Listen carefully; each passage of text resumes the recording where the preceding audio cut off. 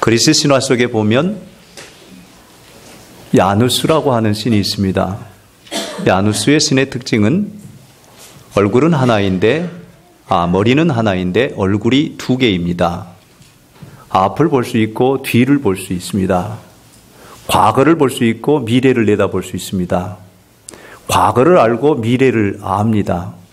그래서 사람들이 그 신을 부러워하는 이유가 먼 과거에도 알고 미래도 함께 볼 수 있다는 것. 그래서 해가 바뀌는 그 시절이 되면 사람들은 야누스를 생각하곤 합니다. 이제 2015년이 지나고 2016년을 맞이하는 기로에 서 있습니다. 서양 사람들은 이 야누스를 생각하면서 1월 달의 표기를 제뉴얼이라고 쓸 때 바로 야누스의 신을 이름을 따서 제뉴얼이 이렇게. 그래서 2015년을 내다보고 2016년을 바라볼 수 있는 그런 모습으로 그 1월이라고 하는 단어를 사용했습니다. 오늘 우리는 송년 예배를 드립니다. 하나님 앞에서 지난 1년을 돌아보며 아쉬움과 미련을 갖고 내년 2016년을 바라보게 됩니다. 젊은이들은 점점 장년이 되어가고 장년들은 점점 노년이 되어갑니다. 특히 이 시대는 노년기가 점점 길어져가는 세대에 살고 있습니다. 100세 시대라는 말을 많이 들어왔습니다. 60, 70세에 은퇴를 하고 나면 3, 40년을 더 살아야 하는데 생각을 깊이 해야 할 이 시대에 살고 있습니다. 라피 말카 두크라고 하는 사람은 지혜자의 길이라고 하는 책 속에서 이런 이야기를 합니다. 이 시대의 노년에 대한 이야기인데 흔히 인생 제3막이라고 쓰는 노년에 대하여 옛 어른들에게는 지혜가 있어서 잘 적응을 하며 살았는데 요사이 노년에서는 그 지혜를 찾지 못한다라고 그분이 말하면서 이유를 이렇게 표현합니다. 대부분의 사람들이 전문직을 갖습니다. 전문직에 종사하다가 은퇴를 하고 나면 전문직에 관한 그런 지식 외에 다른 거에 대해서는 잘 모르기에 허무하고 허탈하고 허전하여서 방황하는 그 시대를 사는 그 노년의 시대가 길다. 그러면서 그분은 이런 얘기를 합니다. 20세기에서 21세기로 넘어가면서 노년의 연령의 그 연한이 이어지는 그 횟수가 약 34년이라고 표현했습니다. 이 긴 시간들을 어떻게 살아가느냐, 그것이 문제입니다.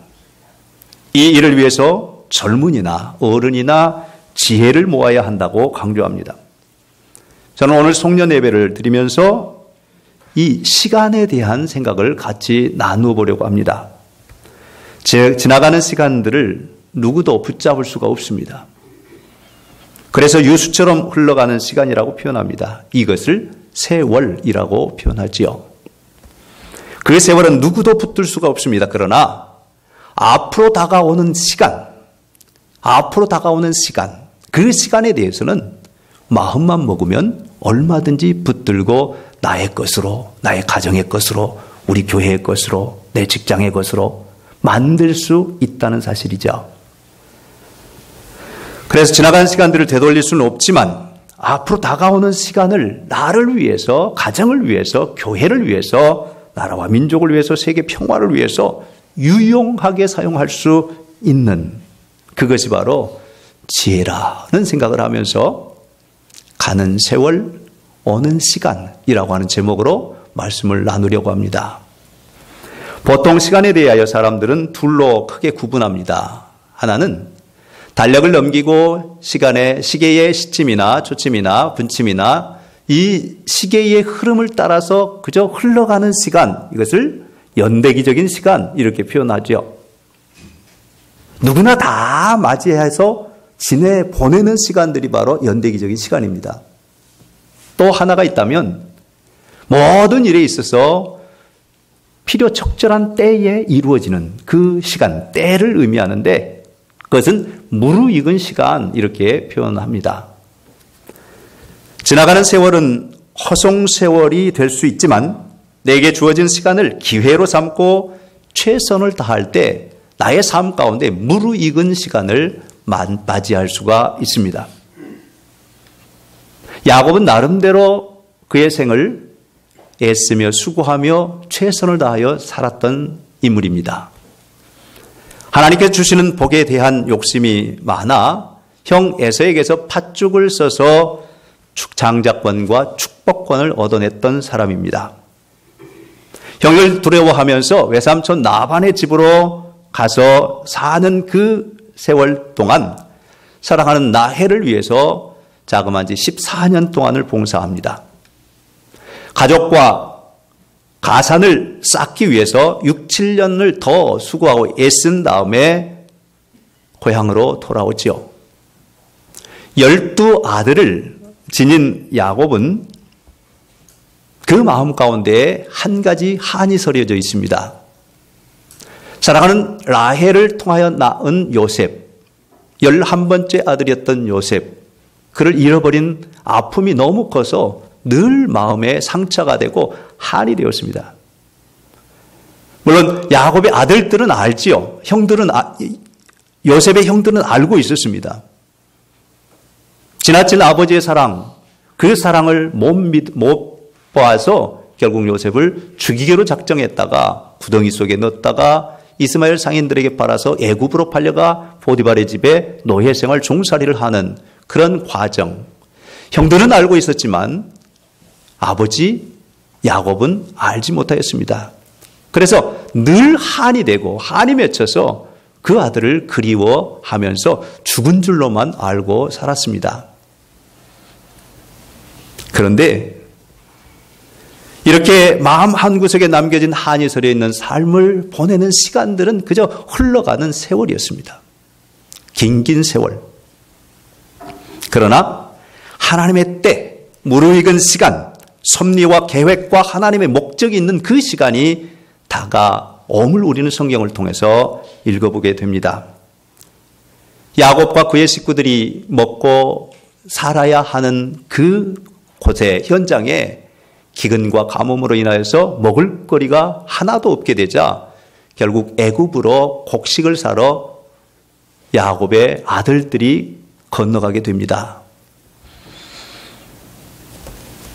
야곱에게 있어 잃어버렸다고 여겼던 그 요셉 앞에 형들이 무릎을 꿇고 나중에는 야곱의 식구 70인이 애굽으로 이주하게 되는 그 과정이 성경에 나타납니다. 애굽으로 이주하는 과정 속에 바로 왕은 신하들을 시켜서 환대하며 그들을 영접하는 그런 모습을 봅니다. 고센 땅을 내어주며 그들에게 살도록 터전을 마련해 주면서 야곱이 바로 앞에 섰을 때의 왕이 바로에게 묻습니다. 연세가 어떻게 되시오? 야곱이 바로에게 대답합니다. 제가 나그네처럼 세상을 살아온 세월이 130년입니다. 제 조상이 받아 누린 세월에 못 미치지만 험한 인생을 살았습니다. 이렇게 대답합니다. 야곱은 바로를 축복하고 물러납니다. 험한 인생을 살아온 야곱에게 그때마다 하나님의 계획하심과 섭리하심과 목적하심이 있었음을 마디마디 생에 고비고비에서 야곱은 경험했습니다. 라반 삼촌의 집으로 갈 때에도 노숙을 하는 그 루스라고 하는 곳에서 잠 못 이루고 돌베개 하면서 잠을 잘 때 환상 중에 하늘문이 열리고 사닥다리가 보여지면서 천사들이 오르락 내리락 하는 것을 보았습니다. 아하! 하나님이 여기에 나와 함께 하시구나. 우리 오늘 성가대가 찬양한 것처럼 임마누엘을 경험합니다. 임마누엘을 경험합니다. 그리고 일어나서 거기에 단을 쌓고 그곳 이름을 베델이라 이름하니 하나님의 집이라고 하는 뜻입니다. 야곱이 삼촌 라반의 집에서 이제 부인들과 자녀들과 가산을 모아서 고향으로 돌아온 길목에 야복 강가에서의 씨름은 어찌 보면 야곱에게 있어서는 가장 최대의 사건일 수가 있습니다. 그것이 바로 무르익은 때입니다. 협작군이라고 하는 그 이름의 오명을 벗어버리고 이제 천사와 하나님과 겨루어 이겼다라고 하는 뜻의 이스라엘이라고 이름이 주어지는 그 순간이 바로 야복강가에서의 씨름입니다. 이런 일들이 계속 되어지는데 결국에는 이 요셉을 통하여서 애굽에 들어간 야곱이 기나긴 세월 130년을 살아온 과정 속에 마디마디마다 고비마다 함께 해주셨음을 고백하고 인정하는 것을 보게 됩니다. 사랑하는 성도 여러분, 오늘 송년 예배를 드리는 여러분의 삶 가운데도 고비가 있었을 것입니다. 그때마다 하나님이 나와 함께 해주시는구나. 이것을 경험한다면 여러분은 참으로 행복한 사람입니다.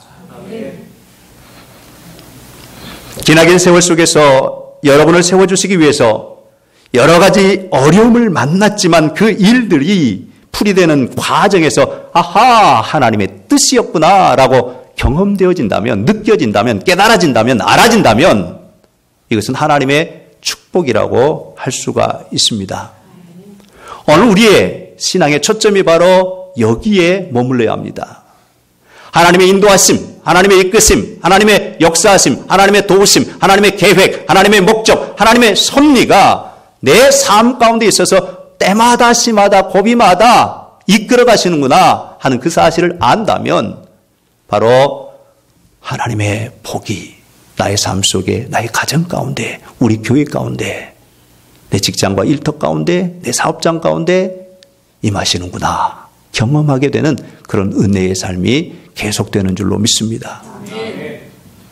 흔히 역사를 둘로 구분하지요. 하나는 일반사입니다. 모든 사람들이 그저 아무런 느낌 없이 흘러가는 그런 연대기전 시간 속에 보내는 세월과 같은 그런 역사, 독일어로 말하면 히스토리에라고 표현하죠. 그러나 믿음의 사람들에게는 모든 일 가운데는 하나님의 계획하심이 있다. 하나님의 뜻이 설겨 있다. 하나님의 목적이 있다 하는 그것을 인정하는, 고백하는 그것을 하일슈게슈에테라고 표현하는데 구속사라고 말합니다. 하나님이 하나님이 다스려 주신다. 하나님이 통치해 주신다. 하나님이 인도해 주신다. 내 개인의 역사뿐만 아니라 내 가정의 역사, 내 교회의 역사, 하나님이 이끌어 가신다 하는 사실을 고백하는 것이 우리 가운데 필요합니다. 이것이 바로 신앙입니다. 이것이 바로 믿음입니다. 하나님은 저와 여러분에게 오늘 이것을 요구하십니다. 우리는 이번 한 주간 2015년을 마무리하고 2016년을 맞이하게 되는 기로에 서 있습니다. 지나가는 것은 세월입니다. 흘러가는 세월은 누구도 붙들 수 없습니다. 일상에서 깨어나는 것, 이러한 일상에서 깨어나는 것이 바로 성도의 삶입니다. 어떻게 해요? 내게 다가오는 시간을 맞이할 준비하고 그 시간을 나의 것으로, 나의 기회로 삼는 것, 그것이 바로 세월을 보내고 시간을 맞이하는 그런 은혜의 삶인 것을 믿으시길 바랍니다. 때때로 우리의 삶 가운데 이건 아니지, 내가 이렇게 살아서는 안 되지, 내가 이렇게 계속 살 수는 없지 라고 내 마음 가운데 감동이 오고 하나님 뜻 앞에서, 하나님의 계획 앞에서, 하나님 목적 앞에서 하나님께서 원하신 바 내 자신을 바로 세울 수 있는 그런 마음이 생겨진다면 그것이 진정한 하나님의 은혜요, 바로 성령님의 감동하심입니다. 그런 은혜가 오늘 예배하는 저와 여러분 가운데 충만하기를 주님의 이름으로 축복합니다. 하나님께서 관심하시는 것은 흘러가는 세월이 아닙니다. 모든 사람들 앞에 앞으로 펼쳐진 시간들을 어떻게 맞이하느냐, 그것에 대한 관심이 하나님에게 있습니다. 성도들에게 바라시는 하나님의 뜻도 흘러가는 세월이 아니라 다가오는 시간입니다. 저와 여러분이 어떻게 지나간 세월, 지나간 시간들을 멀리하면서 다가오는 시간을 어떻게 맞이할 것인가 하는 그런 자세와 태도를 갖는 것을 하나님께서 기뻐하십니다. 사도 바울은 다메섹에서 부활하신 예수 그리스도를 만난 이후의 삶이 지나간 세월을 분토처럼 버리고 다가오는 시간을 붙들려고 하는 그런 노력과 몸부림이 그의 삶 속에 있음을 보게 됩니다. 빌립보서 3장 13절로 14절에 보면 형제들아 나는 아직 내가 잡은 줄로 여기지 아니하고 오직 한 일 즉 뒤에 있는 것은 잊어버리고 앞에 있는 것을 잡으려고 푯대를 향하여 그리스도 예수 안에서 하나님이 위에서 부르시는 부름의 상을 위하여 달려가노라. 할렐루야. 지나간 과거가 나의 발목을 잡는다면 털어버리십시오. 지나간 세월이 중요한 것이 아니라 앞으로 다가오는 시간이 여러분 앞에는 중요합니다. 어린이건 청소년이건 청년이건 장년이건 노년이건 그게 관계되는 것이 아닙니다. 지나간 세월은 붙들 수 없지만 다가오는 시간은 붙들 수가 있습니다. 이 사실을 받아들이시면서 이 송구 예배에 새해를 맞이하는 준비를 철저하게 하는 저와 여러분이 되십시다. 바울이 로마 감옥에 있는 동안에 옥중 서신으로 이 빌립보서뿐만 아니라 오늘 읽은 에베소서도 역시 기록합니다.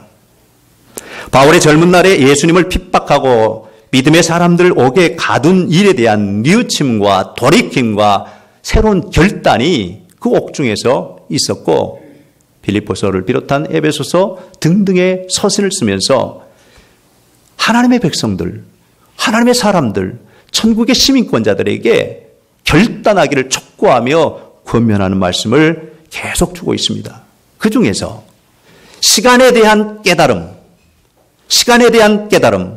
오늘 제가 말씀의 제목으로 한 것처럼 흘러가는 세월을 뒤로 한 채 다가오는 시간을 맞이할 준비를 하고 있는 그 모습이 바로 그리스도인의 진정한 삶이라고 가르쳐주며 이것을 지혜라고 표현합니다. 필요 적절한 때를 알고 자신을 바로 세워가는 것이 지혜입니다. 세상에서 말하는 처세술이 아닙니다. 처세술은 자신을 위한 일이지만 지혜는 하나님의 영광과 하나님의 나라를 위해서 사용하는 하나님의 선물입니다. 오늘 본문 15절에 보면 그런즉 너희가 어떻게 행할지를 자세히 주의하여 지혜 없는 자같이 하지 말고 오직 지혜 있는 자같이 하여라고 말합니다. 바울에게 있어서 지혜는 빛 가운데 거하는 것입니다. 다메섹 사건 후에 참 빛을 보았고 빛의 자녀가 되었으며 빛의 갑옷을 입고 빛 가운데 거하는 그러한 삶을 살아감으로 자기 자신을 나타내 보이고 있습니다. 원래 에베소 교인들을 향하여서도 그는 이렇게 선포합니다. 그동안 어둠 속에서 길을 헤매이던 일들을 벗어버리고 지금 환한 곳으로 나오라고 권면합니다. 그리스도의 밝은 빛이 여러분의 길을 똑똑하게 보여줍니다. 그러니 더 이상 비틀거리지 말고 밝은 빛을 가까이 하십시오. 선함, 옳음, 참됨 이 세 가지는 밝은 대낮에 어울리는 행위입니다. 이렇게 선포하면서 오늘 주시는 말씀을 주고 있습니다. 바울은 로마서 12장 2절에서 새로운 번역 성경으로 읽어보면 문화에 너무 잘 순응하여 아무 생각 없이 통화되어 버리는 일이 없도록 하십시오. 대신에 여러분은 하나님께 시선을 고정하십시오. 그러면 속에서부터 변화가 일어날 것입니다. 그분께서 여러분에게 바라시는 것을 흔쾌히 인정하고 조금도 머뭇거리지 말고 거기에 응하십시오. 여러분을 둘러싸고 있는 문화는 늘 여러분을 미숙한 수준으로 끌어 낮추려고 하지만 하나님께서는 언제나 여러분에게서 최선의 것을 이끌어내시고 여러분 안에 멋진 성숙을 길러줍니다. 할렐루야. 어린아이처럼 미숙한 그런 모습으로 있는 것이 아니라 이제 성장하고 성숙된 모습으로 하나님께서 기뻐하시는 그런 삶을 살도록 바울은 요청하고 오늘 우리에게 메시지로 던져주고 있습니다. 우리의 삶이 세상을 따라가려면 하나님과 하나님의 뜻과 하나님의 계획과 하나님의 목적과 점점 멀어집니다. 돌이켜 하나님께서 원하시는 그 일을 행하고 바라고 나아가는 그 삶 가운데는 임마누엘 하나님께서 도와주십니다. 그러므로 오늘 우리의 삶을 돌이켜보면서 나는 누구인가? 하나님의 자녀입니다. 천국 백성입니다. 하늘나라의 시민권자입니다. 그저 세상이 흘러가는 대로 가는 것이 아니라 세월을 따라 내 자신을 맡겨버리는 것이 아니라 다가오는 시간을 맞이하면서 내 삶을 날마다 새롭게 하는 그 삶을 살아야 합니다. 그래서 바울은 고린도후서 5장 17절에 그런즉 누구든지 그리스도 안에 있으면 새로운 피조물이라. 이전 것은 지나갔으니 보라 새 것이 되었도다. 할렐루야. 날마다 새로워지는 것. 어린아이처럼 미숙한 상태에 있는 것이 아니라 어른처럼 점점 자라서 성숙한 모습으로 나아가는 그 삶이 바로 저와 여러분 가운데 있어지기를 원합니다.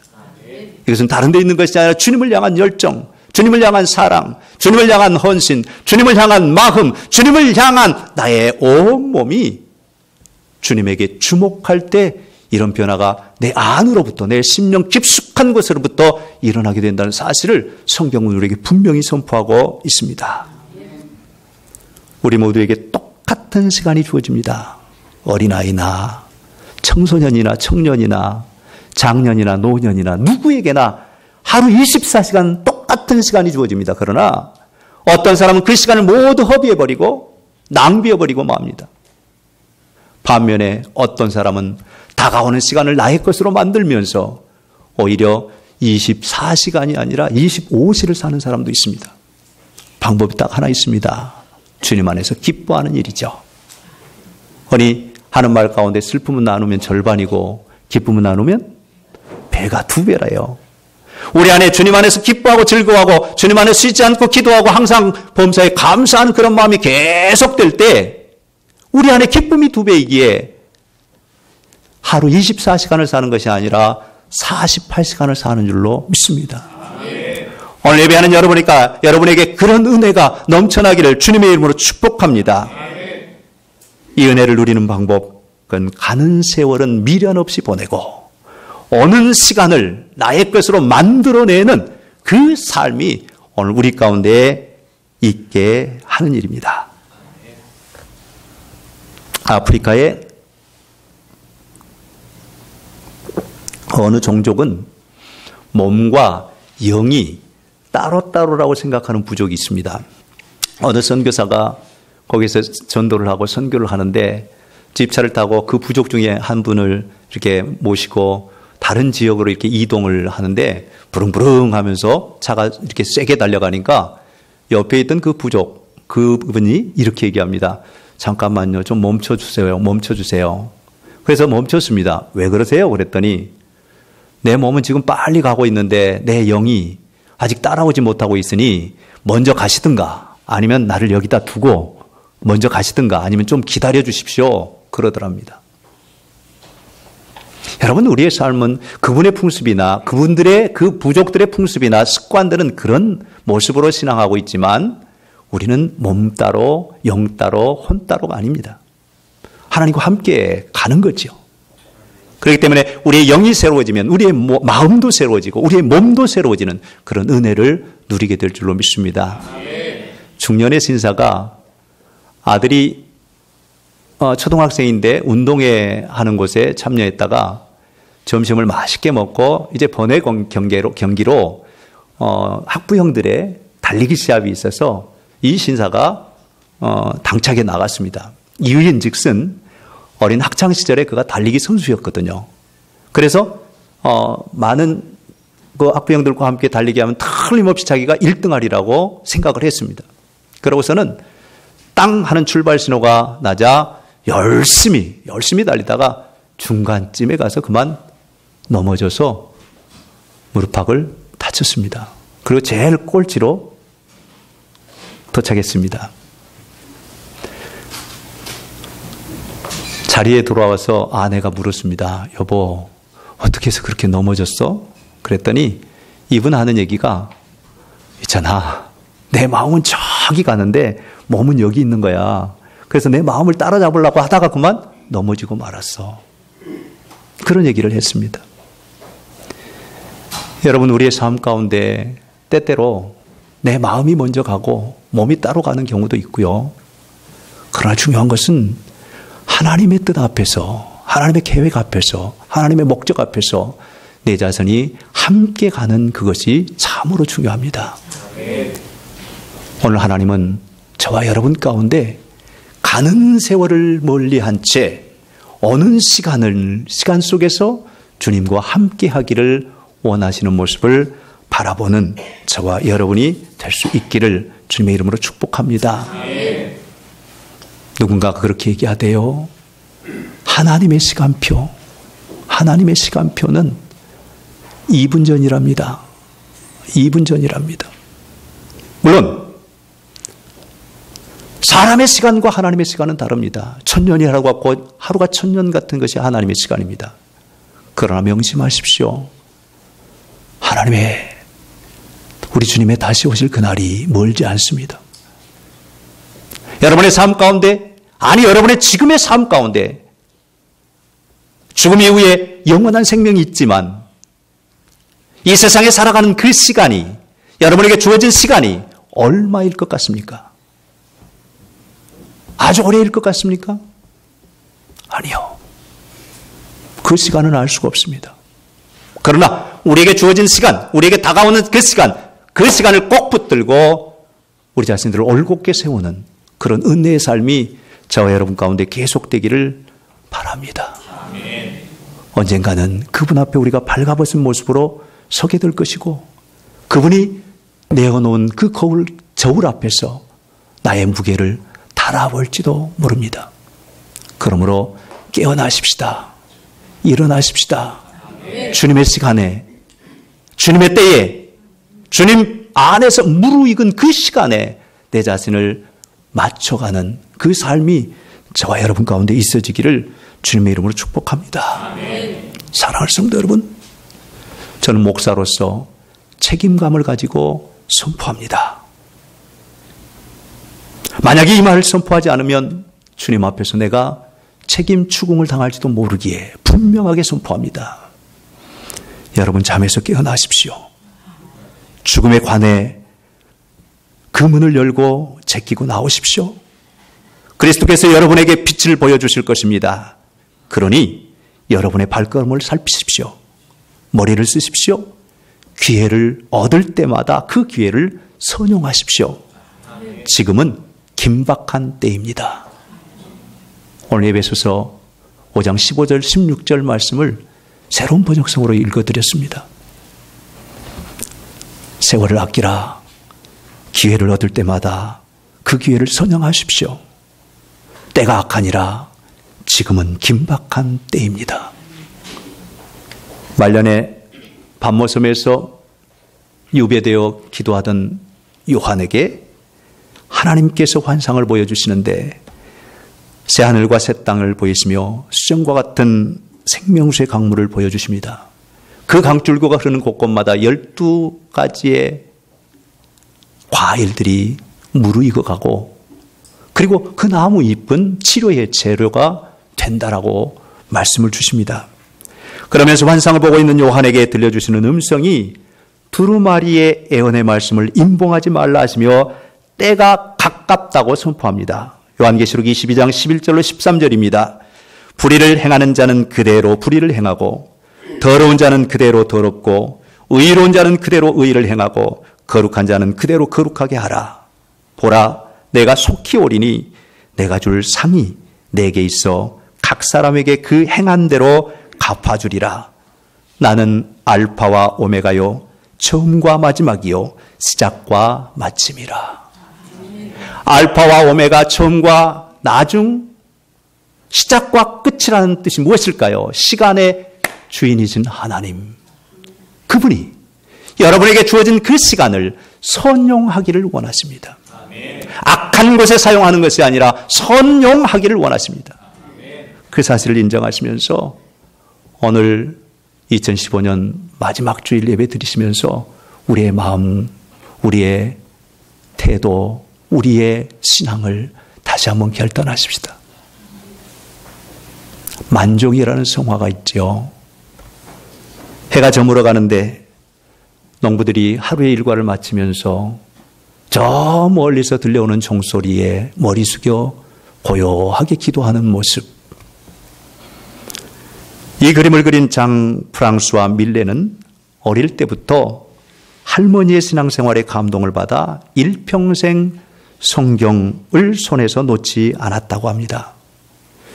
그분의 작품 속에서 풍겨나는 신앙심은 마치 마지막 때에 다가오는 주님의 모습을 연상하게 합니다. 성도 여러분, 이제 2015년이 저물어 갑니다. 반면에 우리가 다가오는 시간이 있습니다. 2016년입니다. 이것은 하나님의 선물입니다. 흐르는 세월을 뒤로 한 채 다가오는 시간을 여러분이 붙들기만 하면 여러분 무진장한 선물을 받는 것입니다. 그 선물이 여러분에게 가득 채워지기를 주님의 이름으로 축원합니다. 기도하십시다.